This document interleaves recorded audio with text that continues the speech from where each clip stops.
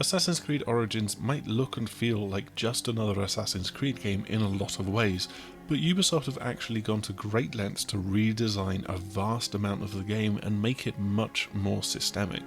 There's been sweeping changes made to the combat, to the way that your character evolves so that it's more of an action RPG looter in both of these regards, and also how the world has been constructed and reacts both to you and to itself. It might seem familiar then, but go beyond the superficial similarities and Origins could surprise you. This might just be the fresh start that the series has needed for the last few years.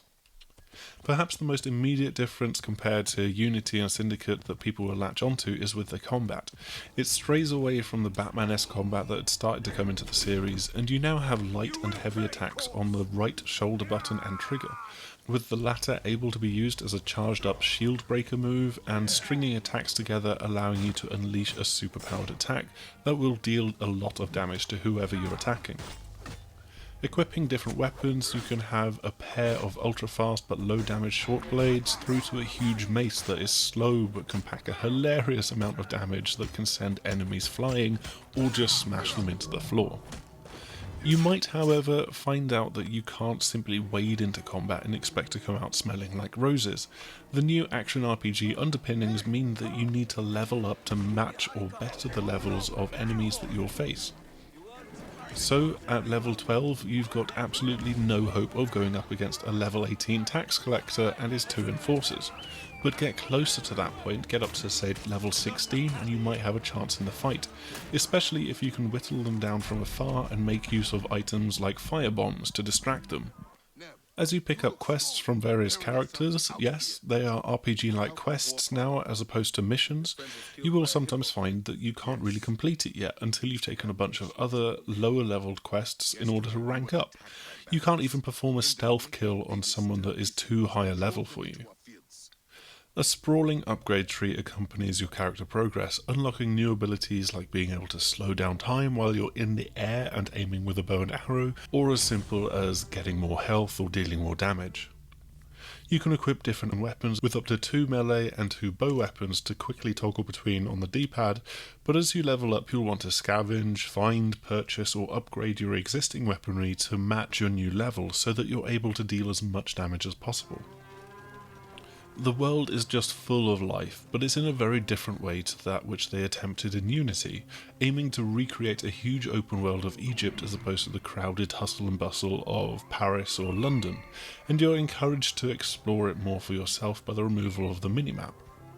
As you take Senu, your trained eagle, up into the sky to look down on the world, she can spot and tag all manner of characters and animals for you, and even go deeper into revealing what they're doing at that time. A resting hippo could be happily chilling out in the muddy waters of a river, only to be attacked by a crocodile that's going on the hunt.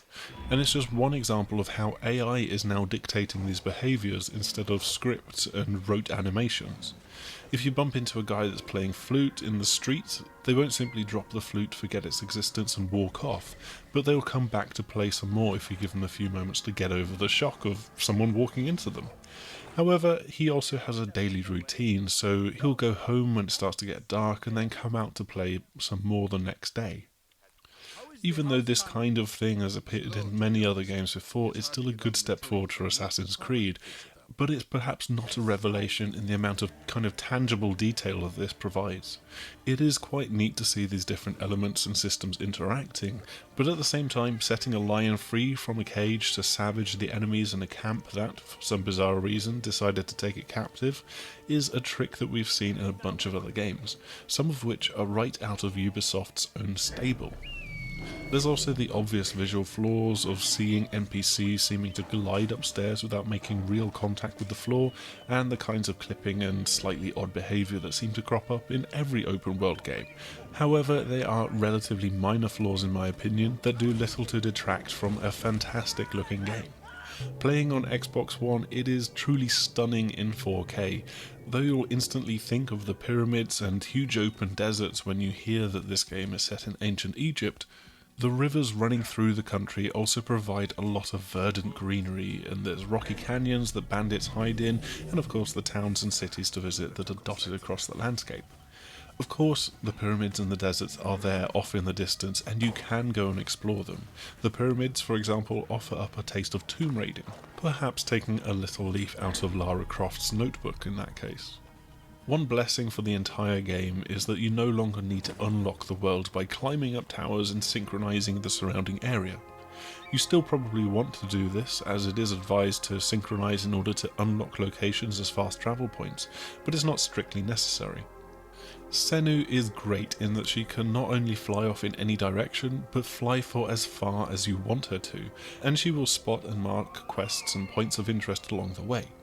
Returning back to Bayek from controlling Senu is about as seamless as possible with this in mind, and even if I flew quite some distance away from him, it was just a few moments for the world to load back in around him. Of course, there's still the elements of the downright ridiculous that don't work thematically, but do make Origins quite a bit more fun to play.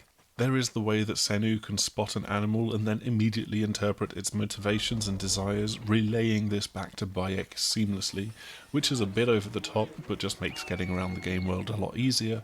And then there's also the unlockable ability to remote control an arrow fired from a bow, which is just downright ridiculous, though admittedly still quite amusing and fun. First impressions can be everything, and the first impressions that people will have had of Assassin's Creed Origins might have been that it wasn't actually too far removed from the last few games. However, this similarity is only skin deep, and if you give it time, then Ubisoft have taken a surprising and intriguing new direction with much of the actual gameplay and the systems that lie behind it. This is why I consider this to be easily the most exciting and interesting Assassin's Creed since the dawn of the current generation of consoles. Thanks as ever for checking out our video, and if you want to see more of Assassin's Creed Origins, then we've got a couple of other things going on, including a great big video about petting animals, which I would encourage practically anybody to watch. Also, please do like, subscribe and share this with others, and come visit us over on thesixthaxis.com for written content about this and all manner of games. Hopefully we will see you again soon. Goodbye!